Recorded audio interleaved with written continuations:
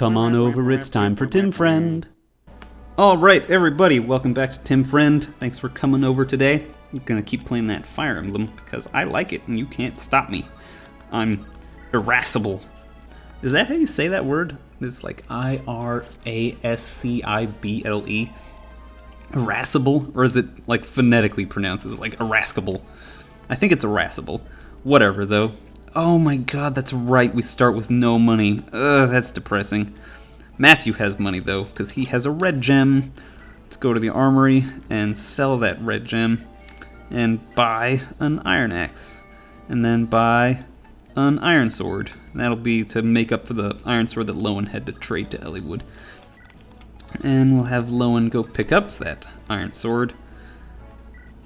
We'll take Matthew's iron sword, because we're honestly more likely to use Matthew than we are to use Lowen, because I don't really like Lowen. He's not as cool as Kent Sane. He's pretty boring, pretty Borsnor. Like, if you thought Kent was Borsnor, then get ready for Lowen. We'll have Hector throw his Hendaxe, murdering that Pegasus Knight. Hector must be getting crazy experience, because he's basically the only one doing anything. Yeah, he's level 6, and Elliewood's still level 1. Criminy. That's what happens when all the enemy units go at one person that I want to level up. And, these bandits don't really have... They're trying to make the best of a really bad situation, though, because they're going into high defense territory, USA.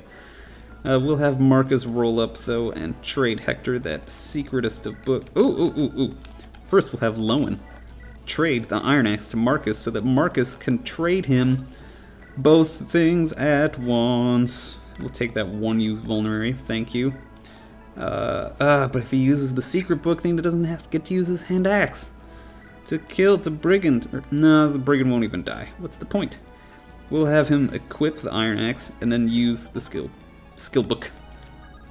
And we'll have Elliewood and Rebecca keep moving on up. Bartra and Dorcas are fine where they are because no one cares about them. Matthew will move up, but then he's going to use that vulnerary just in case. Don't want to lose Matthew on chapter 2 that I have him. We'll have Oswin move and just kind of block that path off. Not too worried that I'm going to lose anyone this turn unless someone gets a crazy crit. What are you waiting for? Love me like you do. Ellie Golden joke. This dude does have a steel axe. I was a little worried, to be honest, but putting Hector on this mountain has allayed my fears to a degree. And then this bandit continues being obnoxious by throwing his hand axe, threatening 1 damage point on Hector. But whatever. Whatever, brigand. No one even likes you. That was rude, brigand. I apologize. That dude can dish out the damage, but he'll take 14 from Matthew, roughly. We'll have, how much can Elliewood do? He can do 4, and that's not super exciting, but it's what we got. But I would like to give him some support point, but oof, that's risk. That's risk of game of global domination right there. We'll have Matthew come in and smack at Zagan, getting that nice restaurant review. That's hilarious, Tim. Thank you. I knew I would come in handy. I'm coming in handy. We will not have Hector attack Zagan. We'll have him throw his hand axe at this brigand and actually hit him, which was nice. That was a kind of a shot in the dark there. Or a shot into the trees, I suppose. But we'll have Bartra move up, just in case Hector needs another hand axe. And we'll have Rebecca come up and shoot this Zagan. Little pingy ping damage on him. Try to get Rebecca up to get the kill on this guy just because we can. Zagan tries to swing at Matthew. Probably the AI thinks that he can do the most damage to Matthew, but has the least chance to hit. So that's a little failing of the AI, I feel. But it certainly makes for a more thrilling Iron Man run. And that guy had literally 0% chance to hit him. So, well done there. We'll have Rebecca hopefully finish off Zagan if she gets this hit. And she does not. So, good job, Rebecca. You really did bite a dong. We'll have Matthew move around. Excuse me, and then have Eliwood come up and get the finishing blow, right, Eliwood? Right. Look at that rapier thrust. Oh, oh, Tortito. This was not as easy as it seemed. I can't really do a great Irish or Scottish accent, so don't ask me to do so again. Ooh, look at that little speed and skill. That was pretty nice, Eliwood. It was really nice. Dorcas doesn't come into this one with an energy ring. Gosh, this Hector mode really is harder than Eliwood. Sorry, that's another just pointless comparison, but hey, I'm here. I'm recently played through Eliwood's campaign. These are the things I'm gonna notice. This bandit is making himself as obnoxious as possible by standing on this mountain, which means he has a huge bonus to his dodge. But will it be enough? Rebecca gets off a little plinky hit. And we will not have her get that kill because she's in dangerously low health territory. And we don't want her to die right off the bat because that'd be laughable. Eliwood, though, using his high skill and his weapon triangle advantage, will pick up the final kill. And almost get to level 3. Which we're going to need to be feeding him some experience in the next mission. And then he and Hector will have a nice little reunion. Could have had them talk in the mission, but I forgot. You wound me. You're looking for your father, right? Why didn't you send word? Your brother was just named Marcus Austria. He's going to be very busy setting up council. He needs your support, you're his brother. My brother's not so weak. He was only coughing. I mean, wait, shit.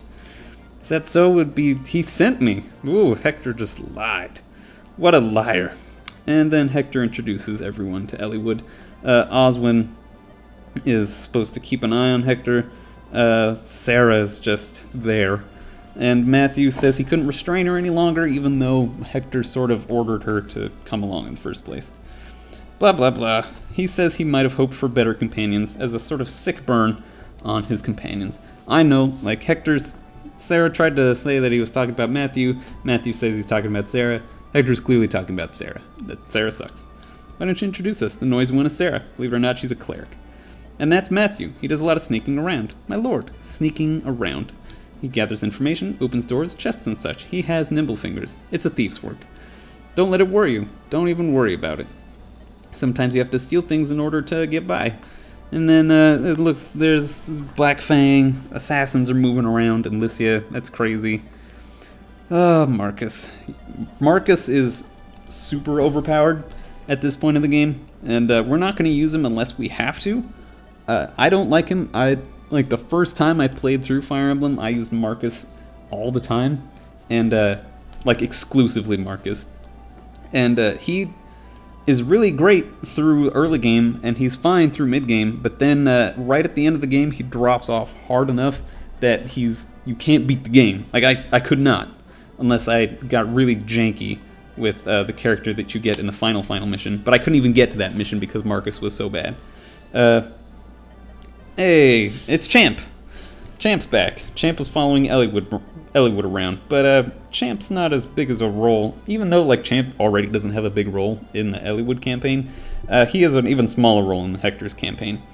But it's Champ. Hello, how have you been, Champ? Hey, my secret's revealed. Yes, I am a spy, even though we know this from the last mission. And then it's Sarah. Champ, is it really you? It's been far, far too long. It's only been 1 year. You missed me, didn't you? Of course you did, I know it. Blah, blah, blah, blah, blah. Shut up, Sarah. No one likes you. Some people like you. Some people like Sarah. I'm not one of them. I'm not here to make fun of you, though, if you like Sarah. If you like Sarah, more power to you. She's not my girl. No, my girl is Lynn. It'll always be Lynn. And you can't take that away from me. Hector rescues Eliwood, and the two friends are reunited. Marcus reveals someone called for Eliwood's death. Blah, blah, blah. Eliwood problems, whatever. Hector's helping his friend. They're going to Santa Ruz. I like Santa Ruz because it has it feels very Mexican, like because it has the Santa from Spanish meaning female saint, but Santa Ruz doesn't really mean anything. It's just female saint Ruz. Master Affidel, what is the meaning of this? Peace, Lord Hellman. Whatever is wrong. I like that sort of headband. What is that's not a torque, is it? It's like not a tiara, it's like a laurel. Fuck. The thing he's wearing on his head, a little gold sort of thin wire. And I think freaking someone else wears that. I don't know. I like it, though. I think it's a really classy sort of statement of lordship.